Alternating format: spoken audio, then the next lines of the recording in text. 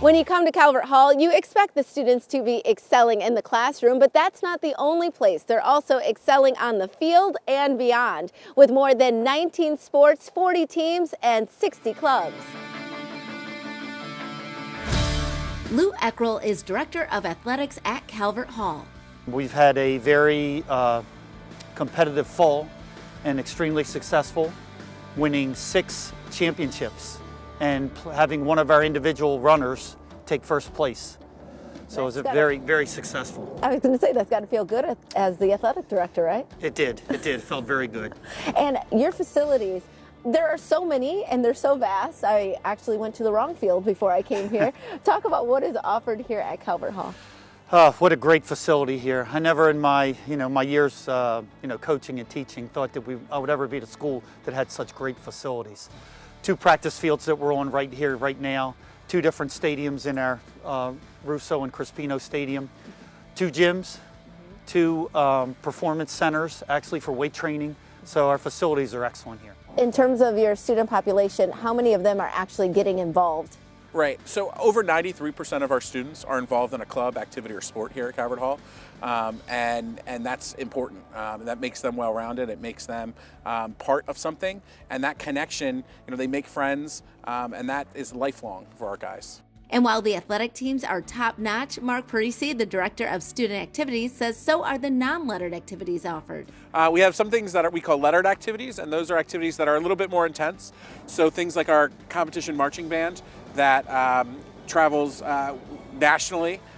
We are 4-time national champions. We're 6-time state champions. We have clubs like robotics, which also travel the country and the world. We're ranked 12th in the world in robotics.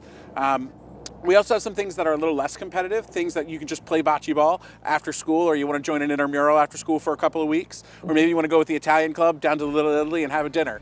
So lots of different things. We have over 100 faculty members, and so that gives us a vast array of lots of different interests, and so our faculty members are able to run all of our clubs and activities. And a little birdie told me too that if one of your students comes up with an activity that you don't have already, which would probably be sort of impossible because you have a ton of options, but if they do, that they can just get a teacher to sign on as sort of a moderator or an advisor and put that together, right? Yeah, I have 2 or 3 meetings this week actually for kids that are coming up. Things are always changing. There's always new things that the guys want to get involved in.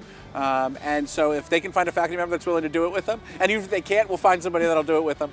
With 1,200 guys in the building, there's lots of different interests. There's lots of things that guys want to be involved in, or there are things where guys come and say, I want to do this, and then they get here and there's all these different options. It makes them more well-rounded.